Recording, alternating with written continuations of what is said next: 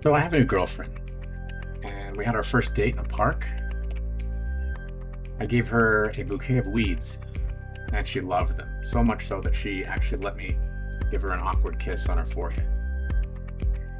We had a great day. What a great date. Later on, at the end of the date, she put on a hat as the sun was going down. You know, she may not be the brightest tool in the shed, but she's going to be mine. We have such a great vibe and do so many fun things together. Before our drinks are served, we kiss every 20 seconds. We both like shark coochie boards. We act like hipsters when we go get coffee. I pretend to be Dracula. Every Sunday I give her flowers and I tell her, sorry to hear about your grandma, and she thinks it's hilarious. We both debate about where the craziest people in Florida are from. We play What's in Your Mouth. We like to eat noodles and we pretend they're worms. We like to Netflix and chill. The spark's still there. Well, we've been together for a little while now, and our 5-month anniversary is coming up. She reminded me by sending me this pic. She's not just a normal girl. She's an assassin. Or a hit woman, as some of you would say. But we've been getting along so well. And I started thinking, what if we made this long term? Sometimes we go out and we steal wheelchairs from older people and we pretend that we're old. And I thought, what if that really happened? What if we did grow old together? And I asked her what she thought about it. She said, when I go to the murder scene sometimes to help her clean up, that I just play around too much. I'm not serious enough, and that I'm probably not tactical enough for her. And I said, what do you mean? When we play chess, I'm very tactical. I take no prisoners. And she said, you need to do more. You need to show me more. All right, she wants tactical. I'm gonna give her tactical. Tactical Ford Maverick phone mount. Yeah. Look at this bad boy. Look at this. Okay, got some bullets. They make a flag. Oh yeah, look at that thing. Mount 4 devices on it. We got amps patterns. We got 20mm amps ball. Matte carbon fiber plus Kevlar mounting arm. Sounds good. Could she be into that? 3.4 inches wide, 1/2 inch girth, grip pads. This is it. Done. Buy now. Well, it's here.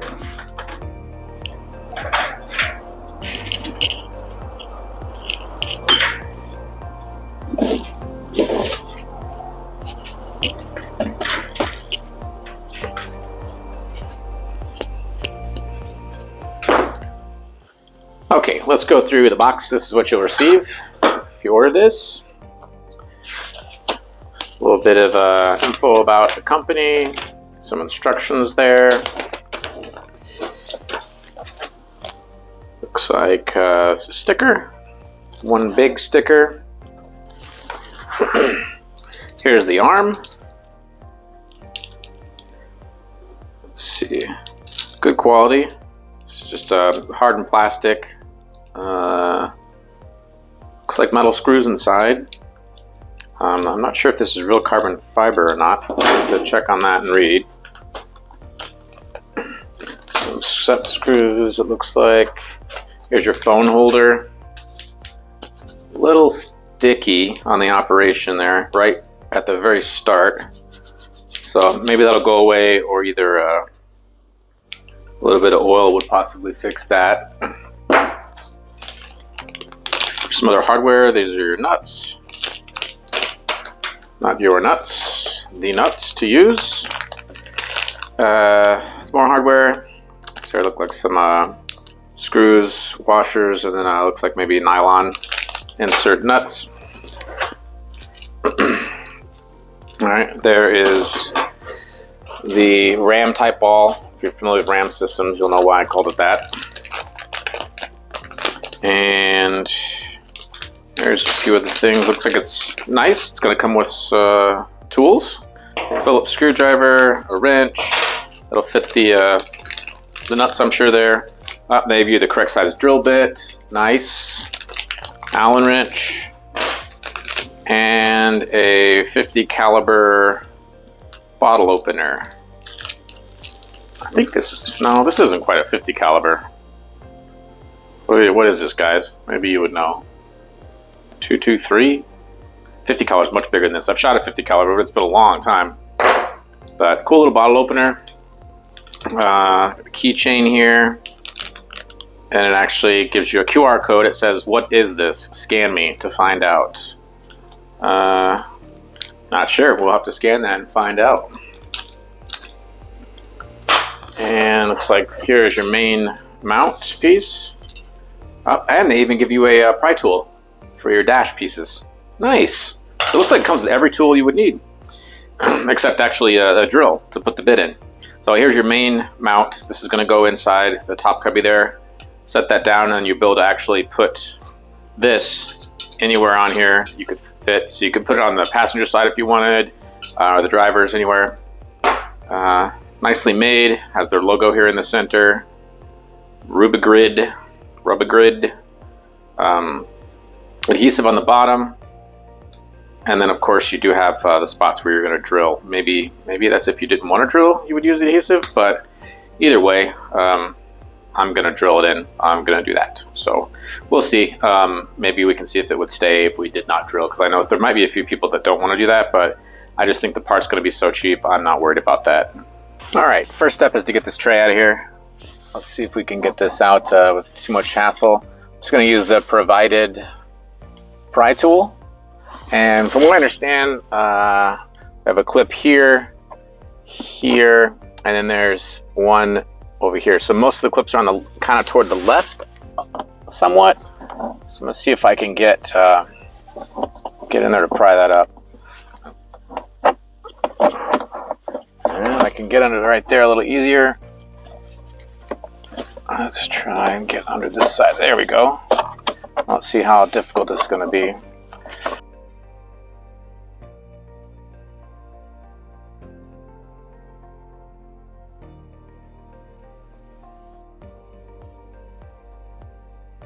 Bending this pry tool like straight back.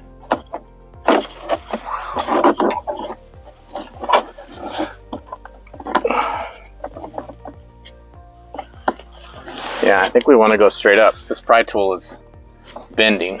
It is not allowing me to go straight up. We'll see if I can somehow brace it. No, wow.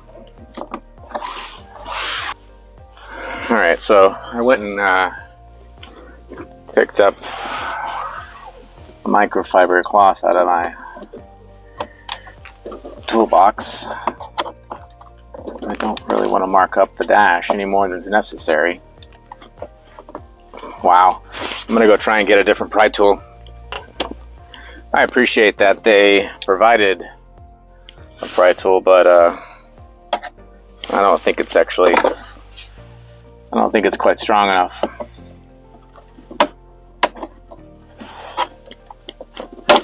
There, yep. Pry tool just didn't need to bend. So there's our two clips back here. This one's fine on this side.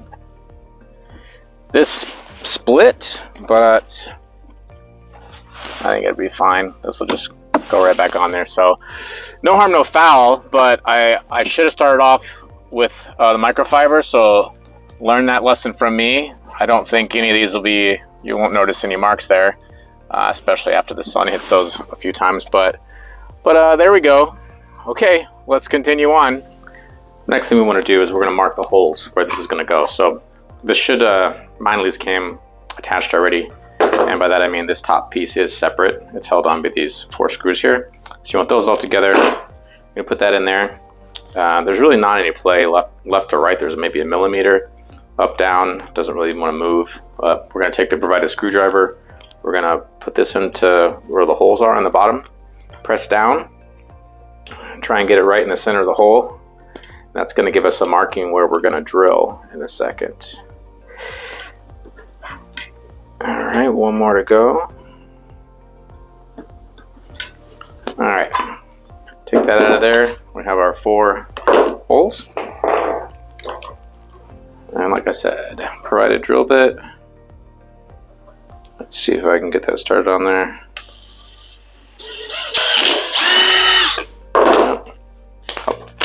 Help if I put this on the drill setting.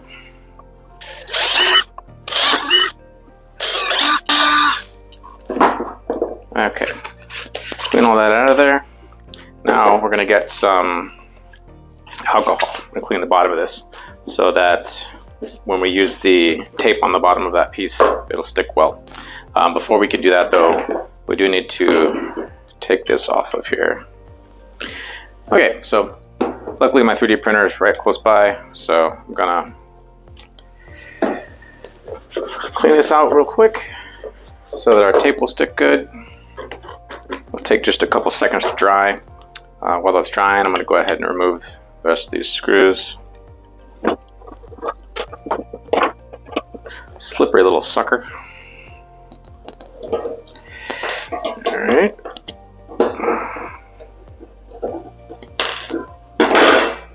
Okay. Now let's go ahead and get this taped in here. I'm moving right along.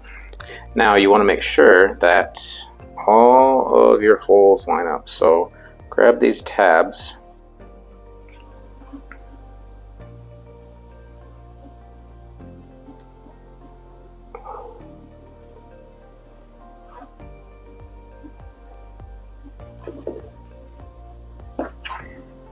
Okay.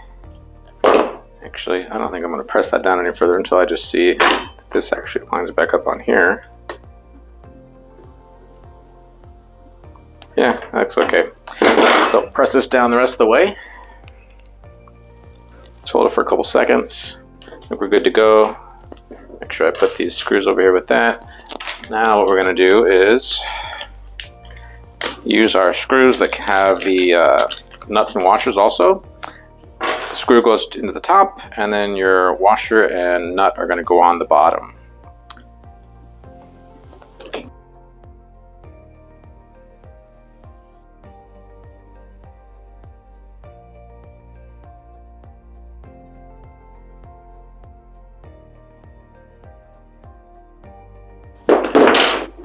Okay.